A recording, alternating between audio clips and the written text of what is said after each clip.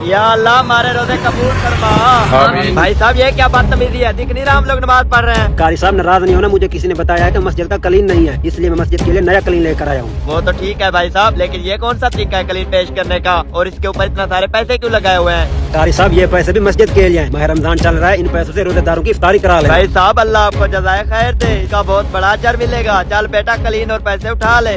ठीक है कारी साहब, अब मैं चलता हूँ, दुआओं में याद रखना, मैंने और जगह पर भी इमदाद के लिए जाना। ठीक है भाई जान, आपका बहुत शुक्रिया। कारी साहब इतना ज्यादा पैसे एक साथ कौन देता है? मुझे तो कोई गड़बड़ लग रही है। कैसी गड़बड़? मुझे तो अल्लाह का कोई नेक बंदा लग रहा था। वो तो ठीक है, लेकिन ये पैसे बहुत ज्यादा हैं। जितना भी रोजेदार को इफ्तारी करें फिर भी पैसे बच जाएंगे। कोई बात नहीं बेटा, गर्मियाँ आ रही हैं, मस्जिद के लिए सोलर सिस्टम लगवा लेंगे। एक दिन बाद जज़ाकल्लाह, जज़ाकल्लाह, जज़ाकल्लाह।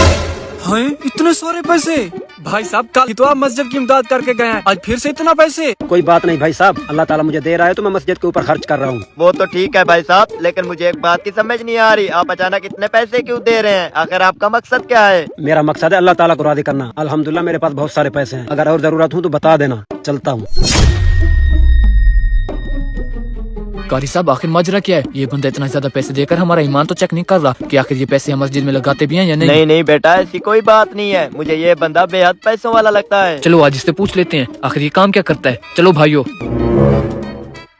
भाई साहब आप बुरा ना मनाए तो आपसे एक बात पूछूं? जी भाई साहब पूछें। आपका बिजनेस क्या है? इसमें बुरा मानने वाली कौन सी बात है भाई साहब, मेरी यूके में कंपनियां हैं, उनको चलाने के साथ साथ मैं वीजू का काम भी करता हूँ।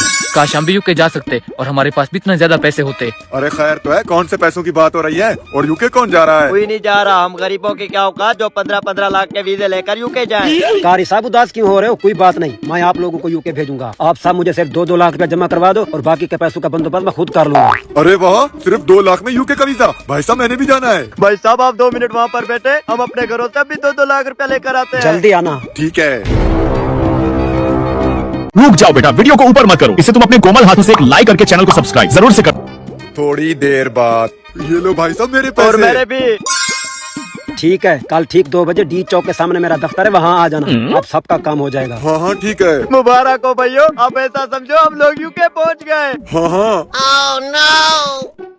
एड्रेस तो यही बताया था, लेकिन यहाँ पर तो कोई दफ्तर नजर नहीं आ रहा। भाई साहब यहाँ पर किसी यूके के वीजे बेचने वाले का दफ्तर है? भाईजान लगता है आपको किसी ने बेवकूफ बनाया, ये तो कबाड़ी की दुकान है, यहाँ कोई दफ्तर नहीं है। लगता है चूना लग गया। 2 लाख।